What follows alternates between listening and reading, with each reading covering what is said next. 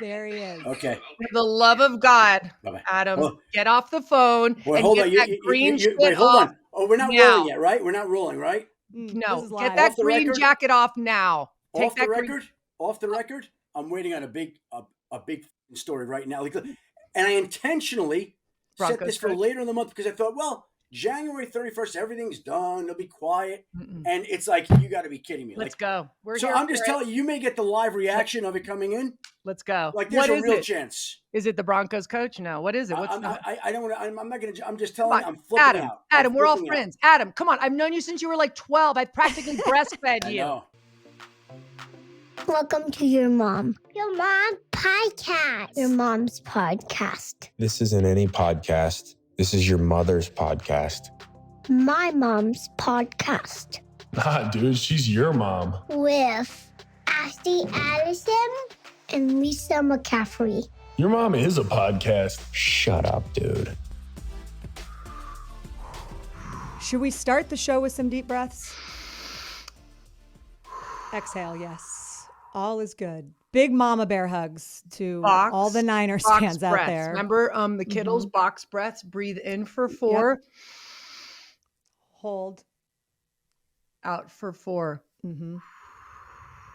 See, everybody do it out there. Yeah. This is way more calm than I have been all week. Welcome to your mom, everybody. Ashley Adamson, Lisa McCaffrey, who is 48 hours removed from watching her son's Herculean effort, like there's no other way to say it, in the NFC Championship game this past weekend between the Niners and Eagles. Christian McCaffrey truly was the bright spot. Everything else felt just snake bitten. It was not their day. So I'm just going to start with how you doing today? How's the McCaffrey household, Lisa? Let me take a few more breaths. Do some more box breathing. What's that weird thing they do on the internet where they tap and they do all those where they touch the mic, and it's that. Let's just do that instead of talking about the game, okay? Yeah, let's not. We don't need to dissect that game. Plenty of other people have done that. Yeah, I mean, what did you say to Christian after the game? I said, dude, can you learn how to throw better? Yeah. Oh, hey, but it was a tight spiral. It was a tight spiral. It was a nice tight spiral. Yeah. I was joking. I said, dude, I felt like Giselle. I'm like, he can't catch and throw and run and play defense. But no, it was hard to watch when Brock Purdy got hurt 6 snaps into the game. Yeah. And then the 4-string quarterback Johnson goes out with it was just one of those things. Did you think that he was gonna play quarterback? Waking up that morning, you say a prayer for health, you say a prayer just for everybody being their best, and not one time did any of that scenario cross my mind or go, just go into my head that anything like that could have ever happened. It's just, we did not have the football gods on our side that day. It was just bad, horrible luck. Philadelphia Eagles are an incredible team. We'd have to play our best to beat them, or even come close. But when you lose your quarterbacks, it's just, you gotta laugh. It's not funny, but you're like, oh my gosh, what do you do? So it's one of those things that it was not. Yeah, it just felt like you were right. The football gods were not on the Niners side that day. And congrats to the Eagles, who are very good and are going to go play the Chiefs in the Super Bowl, which we'll get to in a little bit. But can you tell me, when you first see him after that game, you give him a mama bear hug? You do. I did have to step back on my way walking down to see him. I thought to myself, I literally shed a tear. It was just a little bit sad. It was just sad the way the whole thing, it's just the way it happened was just so disheartening. It was just, what do you do? It's like, So on the way down, I just thought to myself, I finally looked at Ed, I grabbed him for a second and I'm like, Ed, think about this. All those horrible naysayers and mean people were like, he's not healthy. He'll never be healthy and he can't understand. And he made it. Not only did he make it through a whole season, but he had a really, really good, successful season. So kind of like a fuck you to you guys, those assholes that, were just so horrible. And, so he made it. He's healthy, came out of a season healthy, played incredible. I'm so proud of him, made a huge adjustment mid-season and just kept rolling. So, we had to step back and appreciate the good and the positive. And immediately all of us that were in our suite, it was all Niners families. And it was a beautiful experience to experience with them, because immediately we were figuring out who we were going to keep for the next year, we're like, okay, let's go. Like everybody had the right mentality. I mean, obviously we're all a little like shocked, but then we're like, okay, we're not losing very many people. And if we could get this quarterback thing fixed and they can implement that emergency third string quarterback rule, I wish they would change that. Hopefully after this game they will.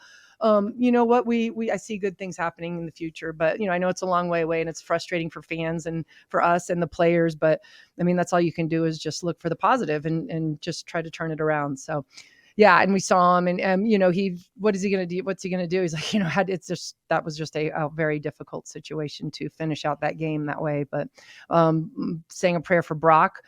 If you need surgery, I hope it's successful. I hope he comes back stronger and healthier because, man, what an incredible ride he had. And it was fun to just watch him perform. It was so cool. And just everyone stepped up. Anyway, it's just a fun team and a great team, a great team from the top down. And I just hope good things happen to him in the future because I really feel like they deserve it. They really deserve it. So beautifully said. And We'll see. I think that's perfect perspective because it doesn't make it feel any better in the moment when you get so close. But when you do step back and realize, and to your point, I was thinking the same thing about Christian and knowing that he was dealing with a calf injury and wouldn't hold up. And he just came out there and played his ass off. That first, that touchdown was just unbelievable. So I will say congrats to Thanks. Christian And the day before you guys. he practiced Friday and then Saturday he was in a ton of honest to God, we didn't know if he was going to play Saturday. So Saturday night when I got a text and you said, say a prayer for his calf muscle. I said, yeah. He was, able to be, behind the, he looked amazing though. Yeah. He was not happy amazing. Saturday. I'm not going to lie to you. And he wasn't sure. We saw him real quick and saw you just hope for the best. So of course, to review what happened to us Saturday night, we barely slept. We're just up pretty much all night. And I went down, I was hanging out with some friends from Christians that came for the game. It was so nice. I was visiting with him and I'd left Ed up in the room. He was almost asleep. And I'm like, shoot, I better go up and check on Ed. And mind you, it's midnight at this point, but we're also on West Coast time. So I run up and Ed's not in the room. I'm like, where's Ed? Did he go back? So I ran back down to the restaurant, not there. Where's Ed? Come to find out at 1 a.m, Ed's working out on the treadmill. So you think we're stressed? 1 a.m, he's on the treadmill on his third mile, mind you. You know what? We all deal with stress in different ways. And I will say, Coach Ed, God love you, that's the, if you're on a treadmill on mile number 3 at 1 o'clock in the morning, it's a reminder to everyone out there that the families live and breathe these moments with their and kids. Almost all the families, we were at the team hotel. They were all in the restaurant, the bar, just talking, hanging out because no one could sleep. Ed was the only one doing bench press. And Ed was the only one. I have a video of him in that little workout room pulling on full max bench and running. Oh God. So that was our night. It's hard, but it is the to pull back and just realize, and first of all, we have amazing guests, which we're going to get to in just a minute. But before we go there, you mentioned that you got a picture with him at the end of the game with Christian. Yeah, we got in a great fight after. It was good. It was kind of par for the course after all the tension. We just he released it on me, but I kind of deserved it. So it reminded me, and the reason I bring it up, it reminds me of one of our first interactions is when we were at the Heisman and I was like, stand up straight or whatever I was yelling at him for. It was a little more subtle back then. This time I'm like, Christian, can you smile? Can you smile? Yelling at him to smile, which is great parenting, guys. Just keep that in mind. This is right after the game. Right after the game. And he's taking pictures. And, the last thing he wants to do is take pictures and smile. He just wants to decompress and talk to us and hang out. And we're making him take a picture. And he's like, I think he just told me to basically shut up loudly. But guess what? I kind of deserved it. You know what? I think you should get whatever that picture turned out to be. You should get it printed and you should you should go sign it. We should do a signing because that is a great. I need that picture in my. It wasn't the best picture. Good memories. Oh my God, good times. That's amazing. Good Hey, they're still sons. That's the thing. They're still kids. Still got moms that are saying, "Can you stand up straighter and smile?" And I don't want to belabor the point that he's going to the Pro Bowl. So he did end up getting into the Pro Bowl. So I was proud of him. So I felt like he deserved it first time around, but still he got in. So we're going to go watch, I don't know, is it a flag football? I don't even know what it is anymore, but yeah, it's in Vegas. So Ed and I are heading to Vegas. We may lose the house, but that's okay. It's fine. Put it all Whatever, on it's worth red. it. What? It's worth red, it. Put it all on red. Then you and Ed are meeting one of my me favorite in Phoenix. people. Yep. We're going to see you there. And your mom, everybody, is headed Your mom does Super Bowl. Phoenix. Your mom does right, Phoenix. you know what I mean.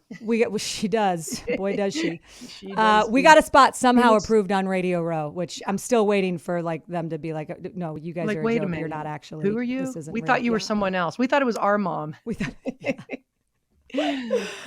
So we'll talk about that, and that is super exciting. We're gonna have a ton of content next week in Phoenix. It's gonna be amazing. I cannot wait to be with you guys. But we have an awesome show today. Let's not belabor the point because we've got a guest about to join us. It's a little 2-for-1 special. So I love personally. We've only done it once before with Olivia Culpo and her mom, but when we can get a superstar and their superstar mom on together, the synergy is great. So if you've ever turned on ESPN. You know our first guest, Adam Schefter. He's a senior NFL insider. He's like on every NFL show, NFL Live, Sunday Countdown, SportsCenter, you name it. He's got his own podcast, which is a great listen. And I think he's got like well over 10 million followers on his Twitter account, which is where he breaks all sorts of news, which we'll get into. Yeah. Look at you, Adam. Yep. He is more dialed, though, honestly, and connected to the inner workings of the NFL than anyone on the Roger planet. Goodell. He's more connected than Roger Goodell. I think he probably knows more than Roger Goodell in some ways. I would not doubt that for a minute. But he's a big time media star now. But when you met him 30 years ago, he was just a young pup coming up in the sports writing biz, right? He was the beat reporter for the Broncos way back when, and I gravitated to him right away, and we always had a great relationship, and I love him. And he probably hates me, but I remember way back when it was like a big joke, and his mom Shirley, who is the most amazing person on the planet. I love her. It was our goal. And she put me in charge of trying to set him up at the time. And yes, I worked tirelessly trying to set him up to no avail. To no avail. I failed, but he ultimately found the perfect mate. So all is good. And so we will get into that too, because it's an amazing story, Yeah. his journey and the woman he's married to now and the family that they've created. But yeah, as you mentioned, Shirley Schefter. So Adam's going to join us, and then Shirley Schefter, who might be the best name going. Like Shirley Schefter, she should alliteration be on to the ESPN. max. Yeah. It's incredible. It Say that is. 3 times. I dare you. Oh, all right. Looking forward to this. Without further ado, enjoy our conversation with Adam Schefter and his mom, Shirley. Adam Schefter, welcome to your mom officially. And by the way, can I just start with, you are the first male guest we have had on this podcast. Whoa. Yes. Whoa. So you So can we're gonna add that to your sexually list of harass accolades. the Put crap that out on of your you resume. for the next hour, okay? That is a huge honor, and I am blessed with that, and that's good to know. Okay. Can we say that Adam is waiting for like a huge? Oh, we can't say. Okay, never mind. Okay. Adam's waiting for a big time Adam- guest because surely his mom is going to hop on in about 10 minutes from now. That's what he's waiting for. Ultimate mom, the best mom in the world. Exactly. Let's go. Adam, I know live you're on- insanely busy. You, I swear to God, you have more hours in the day than any of the rest of us. So I want to know if there's a secret to that. But if there is any news that you want to talk about, like off the top or anything, break here just on your go mom, ahead. feel If there's free. anything you want to get off your chest, just feel free. You never know. You never know what's going to happen know. in this world, Okay. right? So we'll just see. Adam. See, you know what I love? That Lisa's always been on the cutting edge of news. Oh yeah. Always. Pertinent news, the good news, not the stupid Yeah. stuff that you report that nobody really cares about. I have the inside scoop, like who's dating who, what's going on behind. Yep. So and that's Whoa. Tell me when you two first met, Adam. What do you remember about meeting Lisa back in the day? Well, in all honesty, I'm a young newspaper reporter who's just trying to figure out my way in the world. And Lisa was kind, thoughtful, considerate, and a reporter's dream.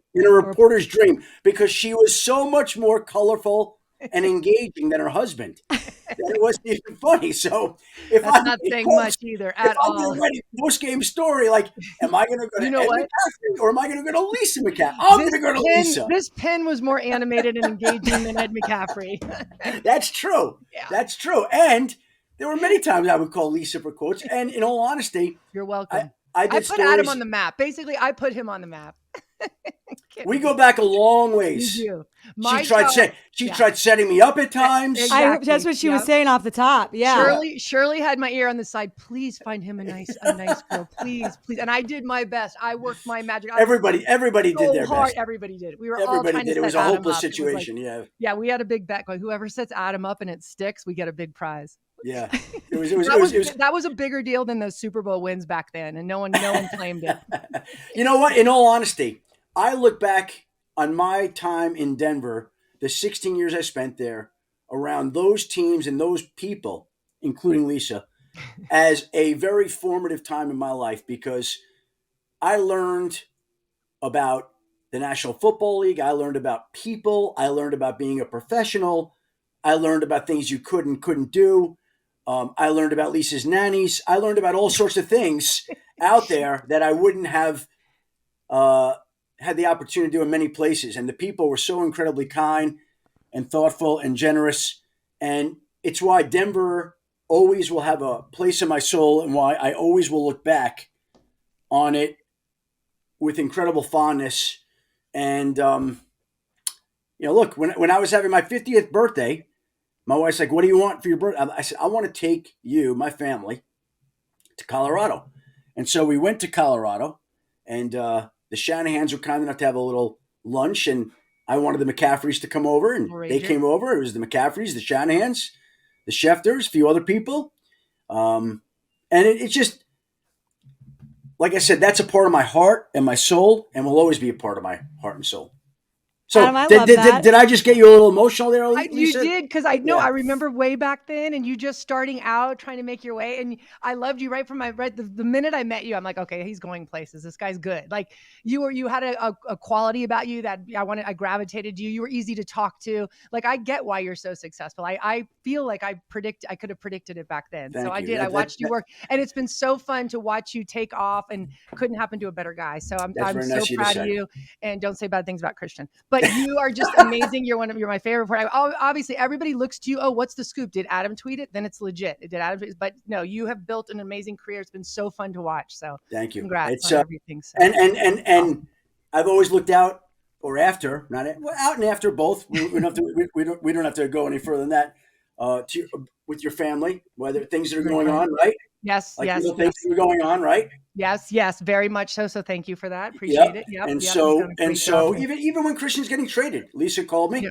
She asked me, should I book my plane ticket to Charlotte this week? And I'm going to go see Christian. I said, don't book that plane ticket. Don't book that plane ticket. You saved me $300, so thank you. I owe you dinner. I was texting with Christian. I'm like, here we go. Get ready, buckle up. And honest, even, and I didn't buy my ticket per your request, but I still didn't think it would happen. I really didn't, even though I didn't get my ticket. So thank you, but I didn't. And you know what I always say? Like coaches remember plays from games. Like I'll bet Ed could remember certain plays that he is involved with coaching now, and he can remember plays when he played, and your boys too. But reporters remember stories, and I can remember where I was. It was a Thursday night. Christian got traded. Mm-hmm. It's probably, if we go back and look at the timestamp of the tweet, I'm going to guess it was about 10:25 Eastern, roughly, when the call came in that he was being traded officially. And you just remember those things. And I remember the 2-3 days leading up to it and all the anticipation and everything that was going to go into that. And the Rams were interested and the 49ers were interested. And you could just kind of see it unfolding until it actually happened. Right. And Christian was traded to a place that really worked out great for him this year. Yeah, it was incredible. But prior to that Saturday at about, I want to say 3:00 in the afternoon, Denver time, you tweeted out that it looks like he's going to be traded. Okay. Horrible timing. Thank you, Adam. You did not consult me on that because I'm sitting at watching Dylan somebody knocks his head off during the game and he's down. You tweet that, my phone blows up. Luke, who I can't be at his game, is in double overtime at another game. I have it on my phone, watching him, watching Dylan, watching everything transpire. And then that tweet comes out. I'm like, I didn't even know what to do. I literally, it was the end of the game, Ed's game, and I ran onto the field and I grabbed Ed. He's like his post-game speech. And I'm like, I'm like a tear in my eye. Christian's getting traded. Adam tweeted it. It has to be real. So thanks a lot, Adam. Adam, I think you should have to check with moms before you send those breaking news alerts. Because the world blows up when you send something like that. Well, there are many moms that I check with on things, but Lisa would fall into the unique category of having a mother that I would need to check with before I tweet actual news. Yes, that's correct. Besides Lisa, who's like one of your favorite moms that you've ever been connected with? Who's at the top of the list? I can honestly say that Lisa is my favorite players. Like I had a lot of interaction with her. Yeah, sorry about that. we had a lot of interaction. I'm trying to think of others. Like there were many other wives that I dealt with quite a bit. Like I love Peggy. She's great. Yeah, Peggy's the best. And I had a lot of dealings with Julie Romanowski. That was always interesting and fun and adventurous. Those are always fun. I still see her periodically too. I could say it now, like I remember the time I'm writing a book with Fromo, and she didn't like some of the stuff that was in it, and she basically threw us both out of the house. That was kind of fun. You know? Bolty, get out of here! And I'm out with Robo, and we're in his friend's apartment in San Francisco. I'm like, what am I doing sleeping on the couch in some guy's apartment in San Francisco? How did this happen? The stories that you could probably tell, Adam, if you could write like a tell-all book, and you have written many books, which we'll talk about later.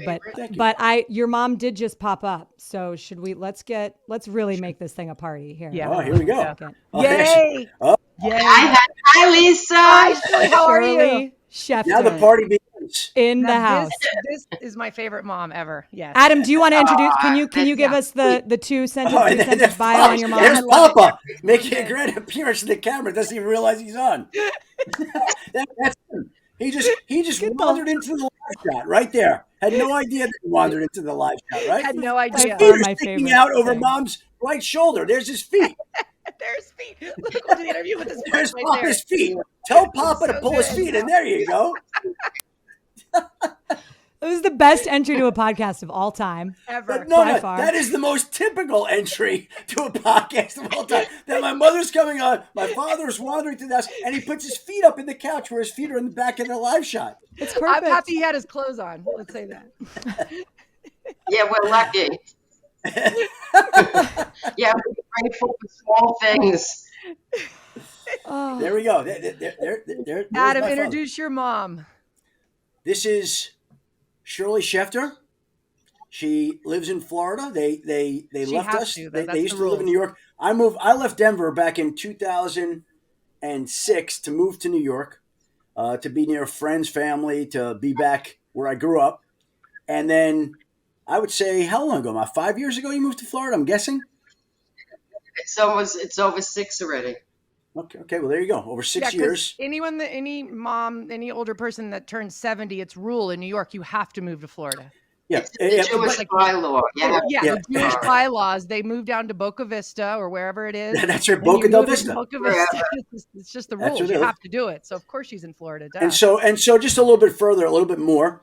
My mother had me when she was, I think my mother was 21. She got married. Am I right, Mom? 21? No, try 18. Oh, 18 I had me when at I was 21. Okay, well, 19. there you go. Wow. Okay, so I was a little off. I knew my math was a little. You were married at 18? No. Oh, they weren't married. I graduated high school in June of 65 and got married in December of 65. I was 18. Married December 65. I was born in December 66. Adam was born December 66. I was 19. Wow. Okay, well, there you go. So is this? No wonder you guys look like you could be siblings. Yeah. That makes a lot more sense to me. You guys look like you could be siblings for sure. It's sister, not a mom. Yeah. Shirley, I do want to let you, before Adam hops off, and I've got a couple questions for him before we let him go, but is there something, this is probably one of the first times, or maybe you guys have done podcasts together before, I don't know. But no, first time ever. First time ever you've done is there a question that you would like to ask your son that you always wanted to ask him in a public forum? Don't worry, Adam. I thought long and hard so that I wouldn't come up with anything that would be too detrimental to either one of us. And I came up with, how would you be living your life if you weren't involved in sports, which is now a 24-hour-a-day job. So if you had like a normal 9-to-5 job, how would your life be different? How's that for generic and not too abrasive? That's a very deep, meaningful question that only my mother could ask, because she sees what it's like to kind of live this all the time. And this job is 24/7 basically. It literally never stops. And it's at the detriment of your family and your friends, because you don't have a normal life like a coach, right? Like a coach doesn't. Totally. It's non-existent basically for a while, and your wife is left to pick up the slack. But coaches, they get their lives back after the season ends, and not in college. Then you start recruiting. So it never ends in college. There's rarely a break. Maybe in July there's a little bit of a break, but that's it. Yeah, and that's not a complaint, because I couldn't love my job any more than I do. But It's a lot. yeah, I recognize the impact that it has on relationships and everything. Like, it's just, it's hard to do everything. It's hard to do everything. And I try to do a lot of things. But there's no doubt that there are sacrifices and I don't live a normal life. Right. Just don't. But you have a really good support system around you that understands that. It seems. seems. My 5 dogs definitely do. You're wait. 5 dogs. They understand. Dogs, yeah, they right. They're very supportive. That's good. Well, they are very supportive. There's your safety net. Yeah. I got one of them laying on my couch right here. Like, if I could turn the camera, like we could. Hold on, I'll bring her over here. Hold on a second. Ella, of course. Yeah, hold on a second. Do you see, by the way, I want to point out that he dodged your question, Shirley. He still has not answered the question. No way. So. Hi. This is the wildest question I could come up with that. Yeah. Okay, That was this is the dog. This is the dog that follows me everywhere. No way. This is Ella. She's Ella over 6. understands the world you live in. Ella's an old lady. She's over 16. She can't hear very well. She can't see very well. That's the perfect marriage. And she barks at walls. Yeah, exactly. But she is she's always in my office and always hanging out here. And awesome. and she's old lady Ella. Aw, she's perfect. that's so cute. She has a knowing She looks look. like you. She just has a bizarrely knowing looks look. like you, Adam. She's been on Get Up. People might recognize her from Get Up. Okay. She Yeah. literally looks like you. She has a face for TV. You do look alike. Yeah. Yeah, You guys do look she's the old lady. She's 16 and over 16. We have 2 of them that are about 12, and then we have 2 that are just over 2. But they're 5 Labradoodles. Oh my god. And there's no real estate in the bed at night, Lisa. Like, you roll over and you're right into dog ass like every single night. That's so comfortable. That's always That does sound lovely. Okay, but Adam, you didn't answer your mom's question, so I'm not going to let you off the hook. Oh yeah. So what would I do? Yeah. What would your life look Honestly, like? I could never do anything that would provide me the satisfaction, fulfillment, and interest that this job has. And I'm so unqualified to do so many things. Like, I would be an abject failure in so many different areas, except this one. Like, I don't suck in this area. I would be a horrible, incapable of being a handyman or a plumber. I could never do anything like that. I could never forget about it. Yeah, exactly. Yeah, I do not want you fixing my toilet. I agree on that. Yeah. You don't need water changing a light bulb. Nor a light bulb. Yeah. By the way, you can see Ella over my left shoulder. Like, there she is. Her face is sticking up. That's maybe you could be like a dog groomer. Over my right. You could be a dog walker. Dog walker. You would be a great, with 20 dogs out there. I could just see you down New York City. You know what I might have done, in all honesty. I might have done something like in the field of nutrition or exercise or something like that.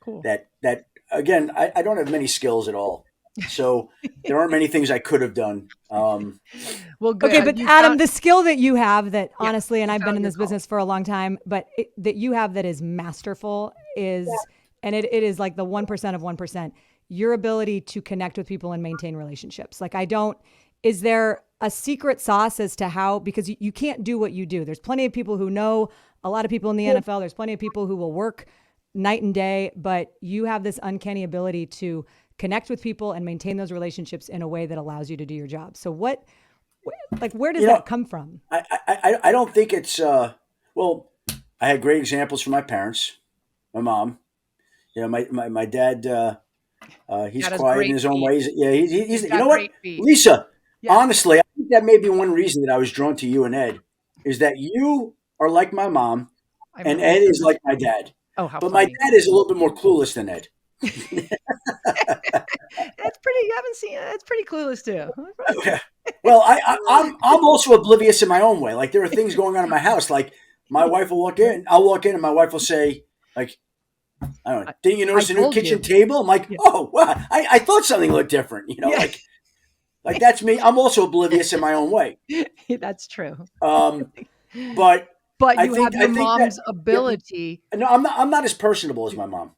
I am not as personable as my mom. She is far more personable than me. She's far more bold and daring than me. Like she would have no problem, going up and talking to anybody, whereas I would be shy and bashful. Do you think that Dylan, your daughter, got your mom's personality? Because she's bold. She's incredible. She's got a personality beyond belief. I think she reminds me of Shirley a little bit. What do you think, Shirley? Yes. Dylan is a mini me. Yeah. And so is Sydney. Both of my granddaughters. And also, they also have, if the evil eye, if one thing's out of place, they see it. Like when Dylan was a little girl, I had a frog hide a key and I hid it so well. And we're walking into my house and she goes, "Oh, Grammy, I love your new frog." Wait, she kept walking. I go, "That was really hidden well." I couldn't believe it. She's very perceptive and quick, Dylan. Like, one of the stories that I always tell is that I remember I was driving her to school. She was probably 4 years old, and she was not listening, and she was acting up. And we're driving down the road. I know exactly where we were, about a mile from my house. And she said to me, I'm talking to the car. I go, "Dylan, you have to listen to mommy, and you can't do that. Like, that's not right." And she said to me very quick, "Dad, you need to keep your eyes on the road." Like we're on a winding road. And I'm like, whoa. Whoa. Good point. Right. Yeah. Come on. So that's, but I'm not as outgoing as my mother. I'm not as socially bold as my mother. I just think when you ask about what it is that connects you, I ultimately, and I think Lisa will understand this, I just ultimately try to be fair to people, and I try to be honest and honestly just not be a jerk. Like, there are a lot of jerks out there. Mm-hmm. I was just at the Eagles Stadium this weekend. Yeah, I can attest to that. But that was fun, huh, Lisa? Oh, it was a blast. Yeah. Oh, yeah. I did not come home with stitches, so yay!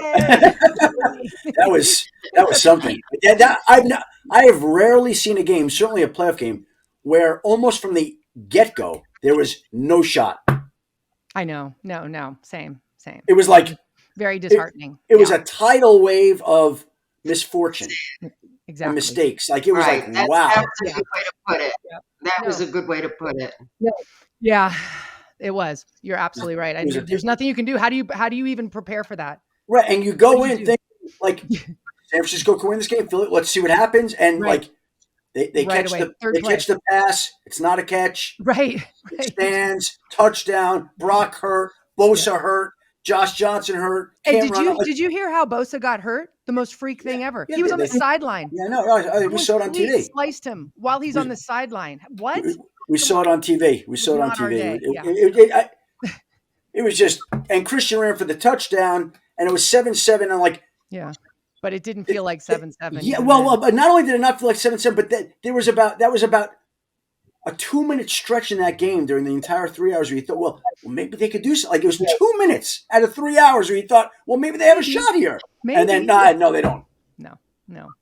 And then that one drive where they ran all the way down 71 yards of penalties. They got it. They ran that was painful. Come on. Yeah, the whole thing was incredible. Yeah, it was a train wreck. So it was Adam, what's your top Super Bowl story? Like, there's a million of them, I'm sure, but like, what's the one? My mom's laughing because everybody knows that, I used to take my parents to the Super Bowl with me. And they would stay in my room. No way. Well, hold on. And not only would they stay in my room, but they stayed in my room at times. There was a year where I brought one of my girlfriends, and they stayed in the room. Yeah. Oh, See, my gosh. Ashley's reaction is very much like the reaction that other people have when they hear that story. That's amazing. I love that story. That's so good. A Super Bowl sleepover. Rick Riley had the best line. Rick Riley, we used to have dinner with Rick Riley. First, he didn't want to have dinner with us, but Adam convinced us that we weren't like normal parents. He would have a good time with us. So once he went out with us then it became a yearly thing that he had to go out with us the second night of Super Bowl week. But he had the best line. He would say, Adam, who has it better than you? You go to all these beautiful girls in the lobby and you go over and you say, hey, you want to come up to my room and meet my parents? Oh my Oh my gosh. God. So Wow, are you guys shocking. going That to the one Super didn't Bowl stick. So are you having your parents in your Super Bowl this year? Are they staying with you? Did that Are invite you get going? Nick? No, or that what? ended. Where were we? Jacksonville? That ended in Jacksonville. Yeah. Did it break?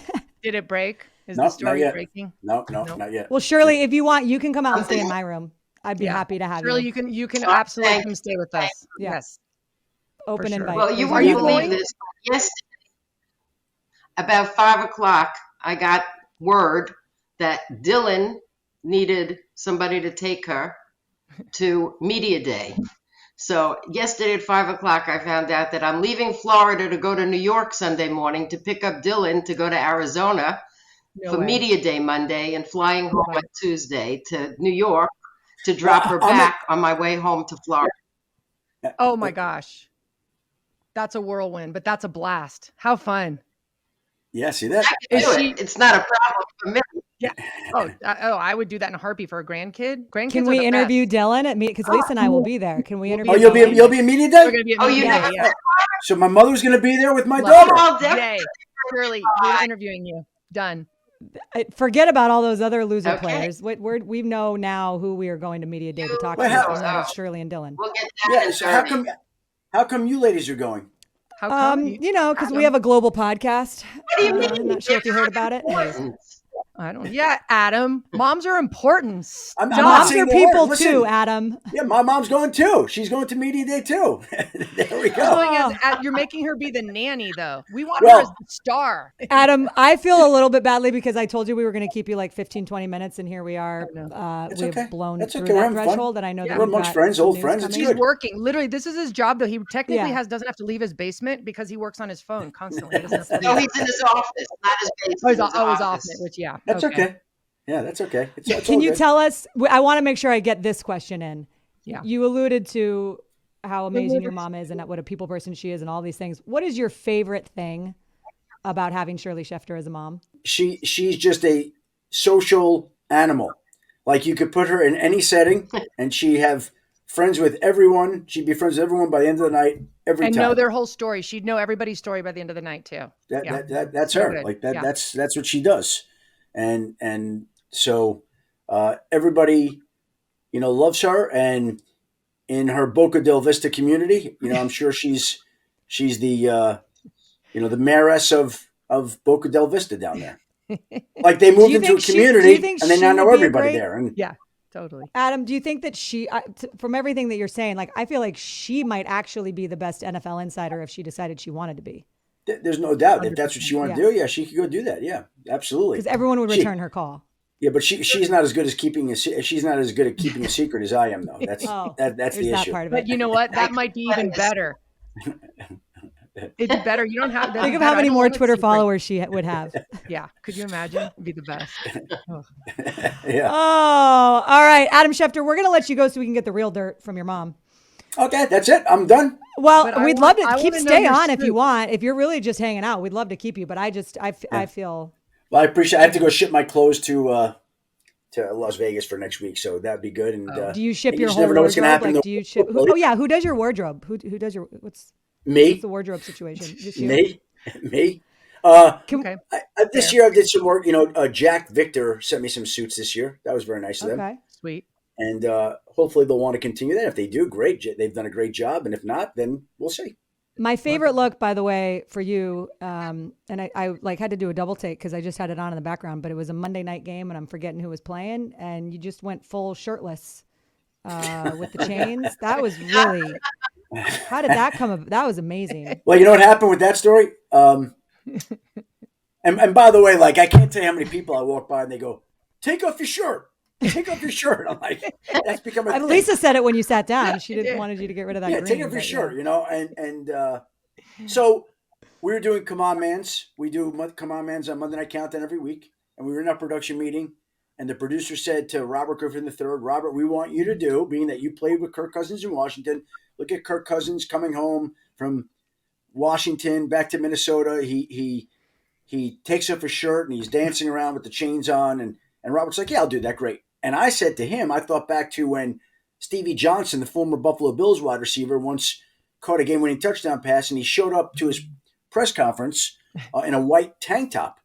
And Chris Carter was on Monday Night Countdown at the time, and he's doing the last come on man on Stevie Johnson, and he says, yeah, Stevie Johnson catches the pass, and this is how he shows up in the post-game press. How can you do that, Stevie? Stevie, you're facing the nation. Everybody's watching you. You can't do that. And they come out to Chris Carter, and he's sitting on the set in that white tank top that Stevie Johnson was wearing. And I always remember that. It happened like a dozen years ago, right? When I first started, I'm like, that was very funny. Very so memorable. I said to Robert, you have to take your shirt off and put the chains on and kind of really go full Kirk Cousins. Yeah.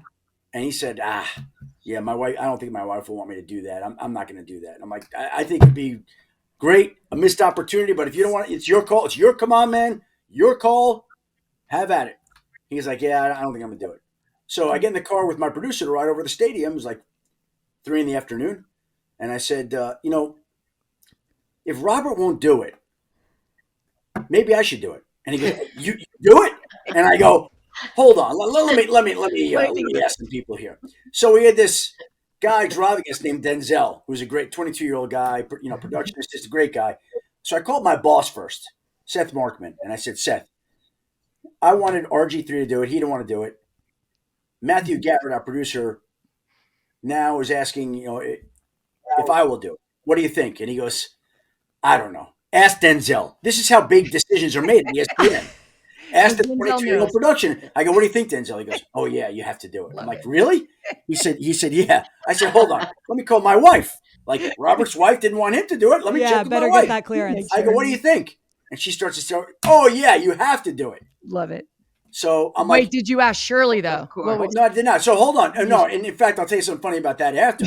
So we're in the stadium, and by the way, it's very cold in the Superdome, like really cold. We could tell. Yeah. We now know. We get to the come on, man. I take off my shirt, and I notice that, like the band that's on the field, everybody's looking at me. Like, who's this idiot with his shirt off on the football field, right? So they come out to me. We do the thing. I get back my phone, which I had given to one of the production assistants to hold because my shirt was off. And there were like 37 text messages within 60 seconds. Like, it was people that you would never imagine. Like, serious people being, thank you for cracking me. And the text just kept and look, coming. and Ashley remembered and brought it up.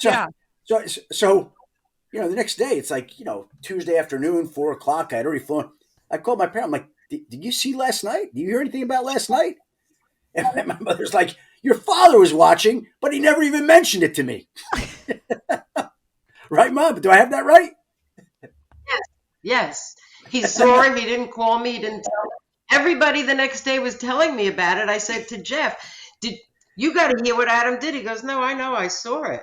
I said, you saw it? I was in the next room. You didn't call me in. You didn't say anything. You didn't. Oh my God, you're married to Ed. You're seriously married to Ed. You're right, Adam. I told you. Oh my gosh, totally.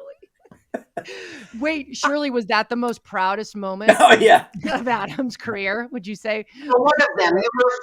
There were a few. The Lambeau leap was pretty impressive.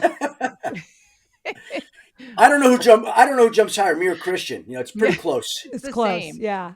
I loved it though. Honestly though. And it's to the point of like, I think it's easy to start taking yourself really seriously in this business. Cause there's a lot and it is stressful and there's all these different things at stake that sometimes they feel. But when I looked up and saw you with your shirt off and those chains, and I couldn't even hear what you were saying. And I was dying laughing. And I'm like, good for freaking Adam Schefter. Love it. Like, it was like my favorite moment of any broadcast this year. The funny thing is, hats off for not taking yourself too seriously. Thank you. Well, that was the whole thing, right? Like, I take my job very seriously, but as some people say, sometimes it's good not to take yourself too seriously. Mm-hmm. Oh, I got to go. Okay? What is it? What's breaking? What's breaking? Go. See ya. What's breaking? Right, we'll Adam, what's breaking? Go, Adam. Go. Break it all. Did you see the prank he did on April 1st? On April Fool's Day, the prank he did to one of the newscasters. It was a female. She was on air with a guy. And she goes, oh, Adam's calling. Oh, Adam's calling. Like everything stops. And she goes, oh, what? what? And it's back and forth and back and forth. And she goes, wait. And he goes, wait, hold on a second. And she's holding up the whole broadcast. And this is going back and forth. And finally, she goes, breaking news. What is it? April 1st. Oh, Adam, you dick. I'm going to get even with you. She was so pissed. She ruined the whole broadcast. Love it. Oh, It's so good. That's a good That April goes Fool. back to just Perfect. being able to have fun with Yeah, it, because exactly. it does. I think it can get so stressful, and obviously there's a lot of stakes. I'll tell you, I won't mention names, but we were at the owners' meeting once. I was always a fill-in, and I was there with him and the kids. And one of the coach's girlfriends came over and said, oh, I'm not going to mention names. I almost said it. I thought so-and-so was having an affair. He kept sneaking into the bathroom during the night, making phone calls, and I was so nervous. When he took a shower, I took his phone, and I found out he was calling your son at 3 a.m. So No I said, way. well, I could assure you, Adam's not gay, and they are not having an affair. But were there any shirtless selfies that Adam sent? That's And that was before. That was prior to Adam's shirtless selfies. that's good. amazing. What that probably is a relief, when you think that maybe your husband is having an affair, and then you realize he's just All right, ladies, sneaking away to text Adam Schefter. business beckons. I enjoyed our time together very much. We will You're the be in best, touch. Adam. We'll Okay, see you what in was Arizona. nothing? Good luck. It's false alarm. No false. It's fluid. Things are fluid. We'll talk. Fluid. Thank you. Okay. Ma, We'll be love in touch. We'll follow Take you on care. Twitter. Thanks, Adam. Thanks, I'll Adam. see you Monday. Thank you. Oh, all right. Now we get to get into the real good Yeah. stuff. Now that we've got him out of the way. Shirley, Without seriously getting me though, in thank you trouble. for. No, we will not. We promise we won't get you in trouble. No. The good trouble, the good kind of trouble. This is the My moms always give the story? real Now deal. what? Yeah, tell you your story. Just Yeah. your life. You grew up. Did you also grow up in Long Island? Is that where you're from originally? Yeah, I grew up on Long Island. I got married. We were so young. I was 18. Jeff was 20. And then 6 weeks after we were married, my dad was in a very serious car accident that was supposed to take his life. And Oh, wow. so I thought it would be a good idea to get pregnant and give him a name. And Wow. I broached the subject with Jeff, who thought it was a great idea because at that time they had just stopped deferring husbands from the draft for Vietnam. They were only deferring Wow. fathers. So when I suggested that we try to get pregnant, Jeff was all in because the Army was not for him. Wow. And 1, 2, 3. So that's why Adam was born a year after we were married. Wow. And That's I was amazing. happy. In fact, Adam spent the first 6 months of his life at Penn State because Jeff was graduating Penn State that June. Adam was born in December, and he was the only baby in State College. And we would go to the fraternity parties and put him in the house mother's suite with a little pledge pin on his onesie, and it was ridiculous. He's been the life of the party since day one. then. Yeah. That was the last time Adam partied. He's as straight. He doesn't drink. He doesn't smoke. He doesn't have fun. He's as straight as an arrow. Yeah. Well, he And got his it kid all out brothers at a is- young age. I mean, he got it all out as a baby. He didn't really have to later on. So Right. First 6 months, it was enough for him. That was, he overdid it. That was it he for sowed him. his wild oats at 3 months. So That yeah. is a different parenting technique than any we've heard so far on this podcast, which is just let your babies party early, get it out of the system, just let them experience Get it over with, everything, and then they have no desire later on. And as a matter of fact, some of Adam's high school friends that he's no longer friendly with because he's too straight, we're still friendly with. We see them. In fact, we had dinner with one of them last night. No. But oh my God, that's amazing. Well, Wow. and can I ask the follow up of did your dad? Did he end up being okay? Did he get to meet little Adam? you know something, it took a very long time, but he and Adam turned out to be the best of friends. He was compromised, but they turned out to be the best of friends. And he was given a name through Adam because Dylan's named after him. And that was the first person that was named for him. So Adam was produced to give him a name, and he did give him a name, but through Dylan. Love it. Wow. That's a Wow. beautiful Yeah. story. My dad Yeah. was a dynamo. I don't know if you guys ever heard of John's Bargain Stores. It's probably before your time. But my dad was the founder and chairman of the board of John's Bargain Stores. When we got married, he had 500 stores across the country and warehouses. He was like the forerunner to the dollar store. Wow. He was brilliant. He went to school, but he was brilliant. But 6 weeks later, he went from riches to rags because it was a one-man operation and nobody could run it. And while he was out, nobody could run it, and they went Chapter 11. Wow. It took him years to get better. Yeah. Wow. That is an incredible story. And Yeah. tell us about your mom. My mom was just the old-fashioned subservient. If you tell her the sky is pink, and the sky is pink. I ran circles around my mom. I had no discipline whatsoever because I was just like my dad, and there was no stopping me. So Wow. my dad was a strong disciplinarian. I was a tough disciplinarian with the kids. I Well, had you- 3 children by the time I was 20. Wow.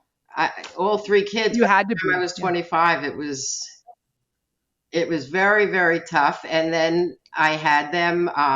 I would feed them, bathe them, put them in pajamas, and then first go to work to meet Jeff and to make all the signs for the store and stock the store and bring him his dinner.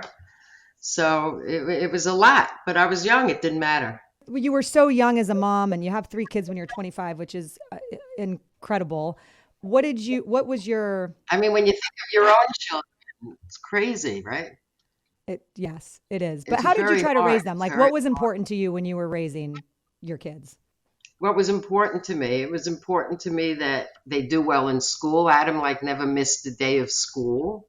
Wow. Until we came to the third one, to Jordan. Jordan was a little bit different than Adam and Marnie. Adam and Marnie were very focused, direct. Jordan still flies by the seat of his pants. You couldn't have 2 kids more opposite than Jordan lives in Las Vegas. You know about Jordan?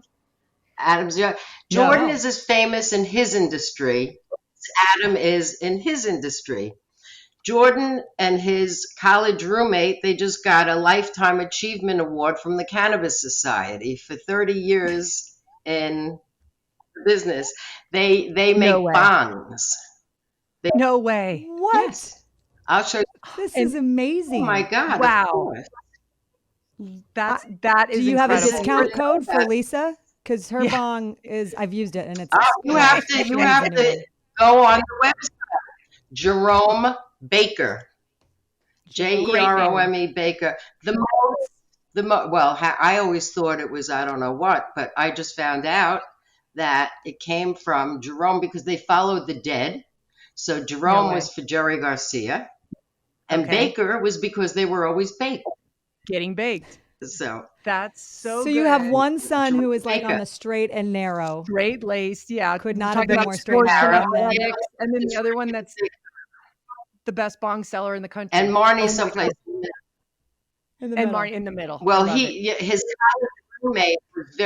college roommate is very artistic and creative, and he used to blow glass pipes in the parking lot of the dead, and they would sell them. Jordan had the business experience, so Jordan was the business end, and Jason was the creative end. And they made bongs for Snoop Dogg, and I mean, their company, they're in Vegas. They had Gronk's retirement party at Jerome Baker in Vegas. He has a whole workshop. Yes. We're gonna have to do a telling you. second podcast because I Yeah, thought this Adam is- was, but Adam who? Adam who? Who cares about Adam? I want to hear more about Jordan. I might have to meet him. We're Jordan's hanging out there this amazing. weekend. Wow. I had no idea. The So most good. beautiful, This is beautiful. good. I could show. I have such a collection here. Do In you? I was fact, gonna during say, do you have COVID, one? Can I you show us belong one? Sure. Oh, Grab I have one. so I'd many. love I to have them see all it. over the house. Show us your favorite one. Oh, all right. This is the best because they are pieces. Oh, of there's art. so Yeah. many. One's more beautiful Yeah. than the next. And You won't believe glass it when I show blown. you. is such an Yeah. art these days. Anything glass blown is just, oh my gosh, it's just kills it. It's so good. So good. I This feel is- like we really just uncovered something. I here feel that like we absolutely uncovered a how gem did we here. not know this? How Wow. did I not know this? I've known Adam for 30 years. How did I Yeah. not even know that? Never even. He's good at keeping secrets, I guess. But He is good he's at- he not the said most that. He famous said he- Schefter boy. He said he's good at keeping secrets, and you know what? He is 100% spot on right. That's incredible. So good. Oh my god. I cannot wait to see which bong she's bringing back. Oh my god. Look at that. It's it actually is beautiful. That Wow. is Oh, they're Is that all a beautiful. Oh my gosh. A I want one gecko? just like for display. It's so pretty. They are all on display I want here. that in my They're dining room. Like fabulous. I'll show you pictures. I will show you pictures of bongs that I have that you can't even believe, or that George. Wait, I'm going to show you. so. Send This them is to another Ashley. tease that for people who are actually listening to Adam this doesn't podcast. Make know. sure you go watch this on I'll show you YouTube. something else. Okay, because you don't want to miss these bongs. Adam Yeah, doesn't that was know. beautiful. With the You gecko. have to look at Jerome Baker. Yeah. You can't even imagine. So Okay, good. well that's okay. Now that we know, well then I Take a guess my question to you, Shirley, is how do you? Because I think that's the one thing, and I've said this on this podcast before.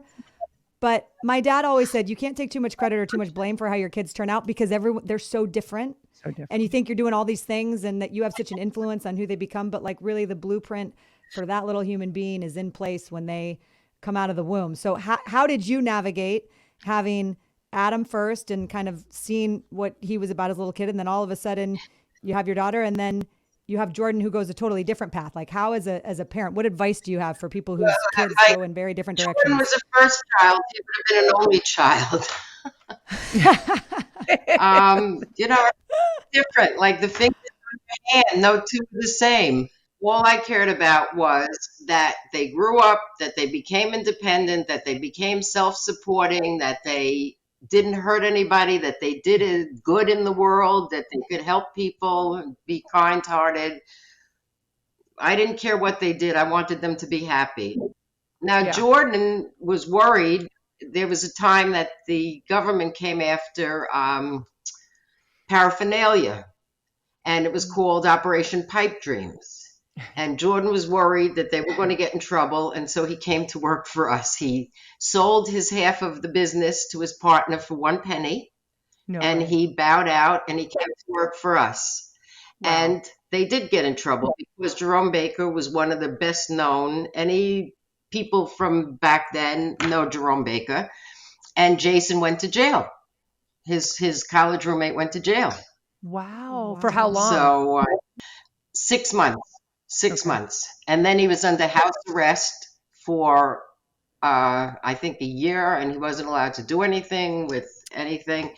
And then Jordan somehow got back into it. But Jordan's the type that he came to work for us, and he was selling merchandise, and he had a territory, and he went to a dead show in California over Labor Day weekend, and he said, I will be home on Monday. We said, we'll come home from the beach, we'll pick you up, and we'll go out to dinner. And he called on Monday, and he said, don't pick me up, I'm not coming home yet. And he came home Labor Day a year later. No. Now, I never sent him clothing, money. He was gone a year. I want to meet Jordan so bad. Yes. Can we meet? I would. What a- we oh my we God. need to meet Jordan. Lisa's going out to Yeah. Vegas Vegas, this give him weekend. a call. He'll come wherever you want. 100%. I'll give you his number. You could call. He would Love to it. meet you. That Oh, is you'll love amazing. him. He's Wow. adorable. And also, it's just amazing to think about how far we've come. That they were busting and sending people to jail for making glass bongs, Right. and now where Now it's- things are with Yeah. the cannabis industry. They couldn't. It's- They couldn't control it. It's so ridiculous. It is. Yeah. Yeah. It's wild to think how much has changed in not that long of a time.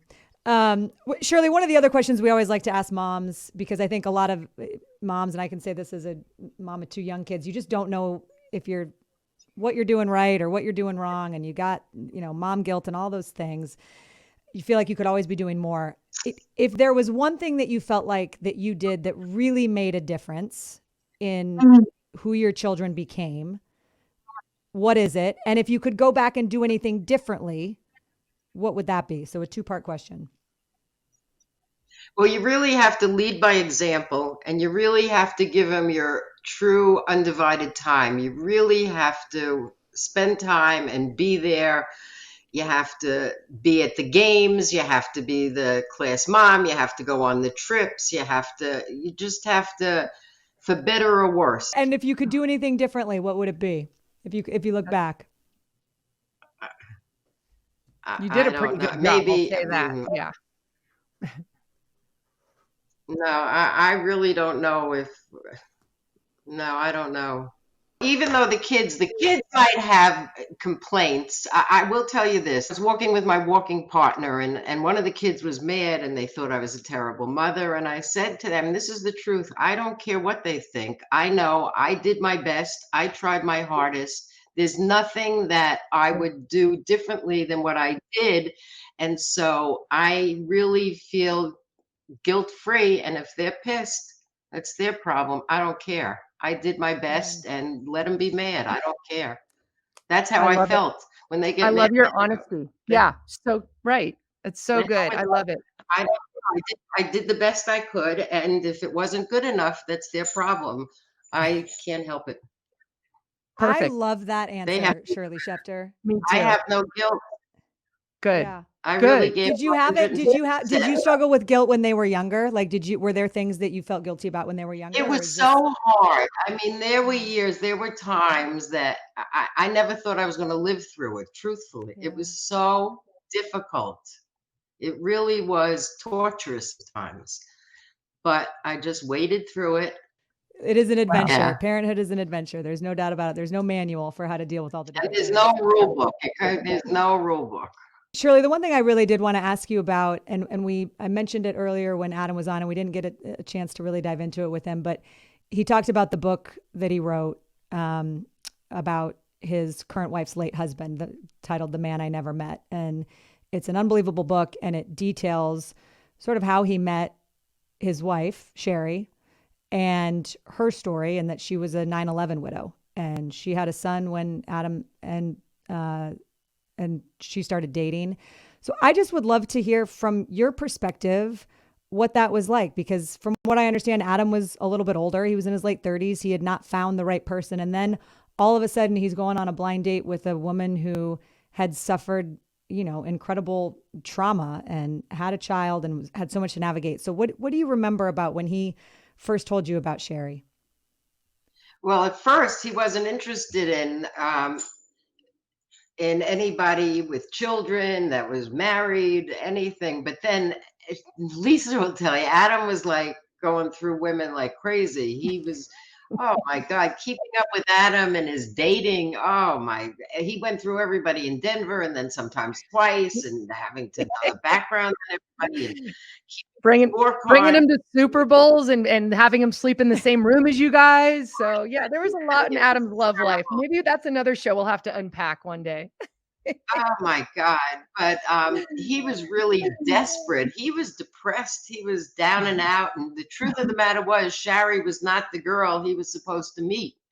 He was supposed to meet somebody else, and his fraternity brother was out. We were in the Hamptons, and Adam was in such bad shape that we were going to my friend in the Hamptons for the weekend, and I didn't want to leave Adam home alone. It was like 4th of July weekend or something. I made him come with us, and his friend came over. Adam went in the house for something, and his friend says to me, I don't know how to tell him, but the girl went back with her boyfriend. But there's this other one. I said, don't tell him, just introduce him to the other one. He won't know the difference. What's the difference? That's how Sherry came into being. Wow. I mean, that is, and it felt like from that moment though, it's like they were supposed to meet. It was the meeting that was supposed to happen. Yeah, they have, yes. And Adam is very good with the Mayos. Sherry's first husband's parents, they're wonderful, wonderful people. I mean, we love them. And Devin was such a blessing. He was an elected gift to our family. And I was so happy when Dylan was born, because I said, we owed you a grandchild, because I had Devin and now you have Dylan. So, that worked out really well. But Adam's the one that keeps them in the picture. He really keeps them alive in that house, more so than Sherry. Yeah. Wow. Yeah. That's incredible. I got to meet Devin. Devin's so tall and so handsome. Wow. Yeah. I know. Devin looks like an Italian movie star. He's so gorgeous now. So And gorgeous, yeah. everybody, Adam says, "This is my son," and everybody Yeah. looks at Devin and Right. Adam. I and did go, it "Where too. I'm like, wait, what? did you come from?" Devin's like 6'2.5", and Adam's like 5 foot nothing. And yeah, where did we come from? So I think as a mom, what you I want love is your it. kid to find that person, right? That's like you want your child to find their match and someone who. Jordan's single. Yeah. He's never been married, and he's 51. And I would love. First, I wanted him to find a nice Jewish girl. Then it could be anybody. Then it could be a boy. Like now, I'm up to an animal, but I don't care. But so spoken far, like a true Jewish mom. I love it. Okay, now I'm going to start working on finding Jordan someone. Yeah. I got a Okay. couple right when you said that. Especially when you said he's 51. I got a couple. Okay. never been married, Wow. and Wow. a heart of gold. This okay. could be a matchmaking podcast. We could For do like real. a spin-off. That would be good. I got a couple in Yeah. mind. Yeah, that I think you would like Okay. too, Shirley. I trust me. I'm thinking about you. I would like anybody. Believe me, I would like anybody. It doesn't matter, man, woman, beast. It doesn't matter. Cow, sheep. So, I'm up does to he any. want to get married? Does Jordan want to get married? You know, I think Jordan's like it's past him now. He's sort of given up on it, but It's never the too right way. late. It is never too late. I agree No. with that. Yeah. Okay. I find Well, agree. good. Well, I can't wait to see who Lisa's gonna. And then I think we should Yeah. have Jordan on next time because we're Heck definitely yeah. gonna. You need to be a reoccurring guest, Shirley, because this Yeah. was amazing. Wow. Is there anything that we haven't asked you about as like from a mom perspective, or any stories that you want to before we let you go on with your day because we've kept you way too long that you'd want to Well, share? I will tell you, the second picture I sent you with Adam and me with the Michigan mom sweatshirt. The reason for that was when I took Adam to Michigan. I always get to do these things alone because I'm a problem solver and I like to be handy and do stuff. And Jeff doesn't like to do that kind of stuff. So I go alone. It's just easier. So I got him to Michigan and I have this big duffel bag I'm carrying. And some big senior comes over to me, says, "Give me, I'll carry it." I said, "No, I have it." He said, "No, I insist. I'm Scott." I said, "I'm Shirley." He goes, "I'm from Huntington." I go, "I'm from Belmore." Okay. And he's carrying the bag. And then down the hall, the elevator opens and Adam gets out. He goes, "Ma." And I ignore him and Scott ignores him and we're walking. And he goes, "Ma, Ma." And Scott looks at him and I look at him and Scott looks at me and he goes, "What the fuck?" And he puts the bag down and walks away. And Adam comes over and I go, "You just cost me my boyfriend." And with that, Adam buys me that sweatshirt that says Michigan Mom. And he says, "You will wear this the whole weekend." And if you look at that picture, it says Michigan Mom. That's because Scott got me in trouble on my first day there. That is, well, the funny thing is when you sent me that picture, I was looking at it and I thought you literally look like you could be his girlfriend because you are so young. Scott thought I was an incoming freshman. Oh my gosh. Where's Scott mean- now? I wonder. What's Scott doing? Let's get In Scott on. Huntington. He probably never left Probably in Huntington. If he wasn't smart enough to figure out that I was older than that I was a Michigan mom. I'm 75, by the way. I'm You look 75. fantastic. Wow. Well, and I had no cosmetic surgery. Wow. Nothing. Wow. What's your secret, Shirley? Yeah. Before we let you go, tell us I your sleep secret. in formaldehyde. You What what? is So, no, I'm teasing. Oh, I sleep was in like, well, formaldehyde. sorry. I was like, wait, what? We were like, oh, we'll do I was anything. like, where do you Tell us buy what. it? Where do you get it? I'm going to buy it right now. Yeah. Mama. So they made me centerpieces with all my sayings. And this was my favorite thing about my party. They had centerpieces that were like flowers, like a pot of flowers, but they stuck in my sayings. Mhm. And it says, Shirley says, no is not an option. Shirley says, Love bad decisions make good stories. Shirley says, and all, why limit happy to an hour? All my little sayings, Oh, it's they so were good. 3 or 4 different flags in each flower pot. And that was my favorite thing from the party. And that's what I everybody love it. knows. I want all those things. Adam needs to put that in his next book. All your mom sayings. Those are so good. I want to have a poster that yeah. says bad decisions make good stories right. and why limit happy to an hour. Those Yeah. are like life altering. And no is not an option. And no That's is not an option. That's no the best. is Yeah. not an option. Love When it. people say something that you don't like, just stare at them blindly and go, no, No. no. And just no. and get it And done. you just keep saying, Yeah. and then they no, They'll find a and solution. they have, Work through it. yes, and they work it out. Shirley, I would like to formally on this podcast ask you to be my agent. And I don't know if you're would taking formally- clients or not, but Honored, I need Ashley. you. I need you. I would say I'd like to form. I was going to say I would like you to be my mother, but actually, I think I want you to be my sister. Yeah. Okay. You're Yeah. too- I want you to be my sister. Let's do that. That's perfect. Oh my gosh. Okay, we'll be sisters. I always So wanted good. a sister. Perfect. I mean, And I'm this gonna is going to be see you super Monday cute. if I survive all my travel. Yeah. We are gonna come find you on Monday, and we will do something fun. And if there's anything that we can do to make Dylan's trip to Phoenix more exciting, let us know. If there's anything that her little heart desires. But I can't wait to see you in person. I can't wait to meet more Schefter family members. I'm really excited to at some point have Jordan on this podcast because holy cow. I might even be stepping into his store this weekend in Yes. Vegas. So yeah, thank you for And that you letter. asked why Adam has kept his relationships, and I'm going to tell you why. Because Adam is truly above board, honest. He's given up stories because people have asked him to hold them till they say it's okay, and he has honored that at the expense of losing that story. And people remember that, and they know they could trust him. And Yep. it cost a lot, but the rewards are greater in the end. Short-term loss, long-term gain. And the longevity that he's had, and who knows how long he's gonna do what he does. Because I don't know how long you can keep up with the schedule that he has, but he has more energy than anyone I've ever met or seen. And I just think that, to your point, Shirley, like the fact that in this business, it's easy to, when people are trying to make a name for themselves, and when you have a scoop that everyone else is getting it wrong and you have a thing, like to hold it and know like, hey, I'm honoring this relationship by not going with it. That's why he is able to do what he does and why he has so much respect from everybody. So good job.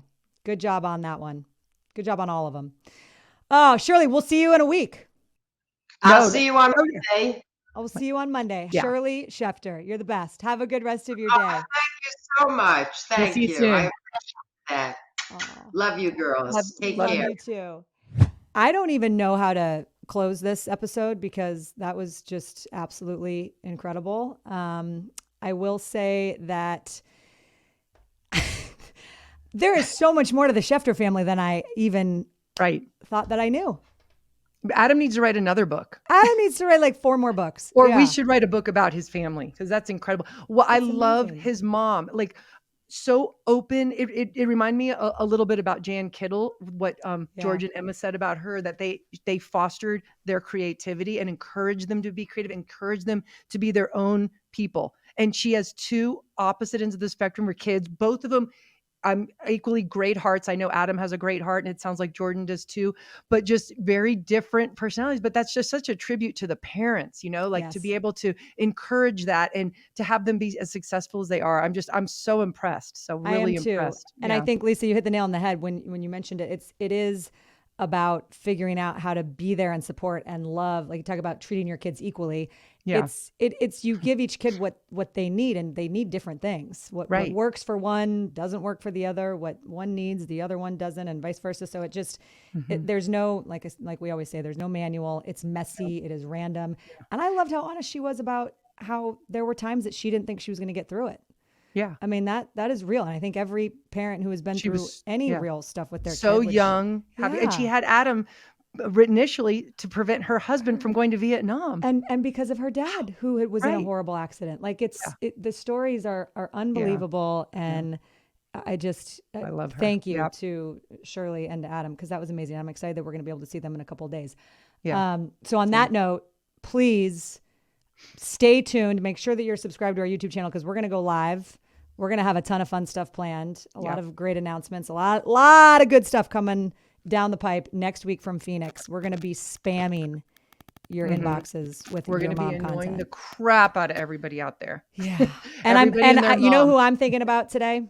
Who? Donna Kelsey, who is going to be the first mom ever who's got 2 sons who are playing against each other in the Super Bowl. So we're going to talk to Donna at some point, but I can't imagine the stress. Yeah, I think it was Jason that said, she goes, or maybe it was Travis, but they're like, hey, no matter what, my mom can't lose.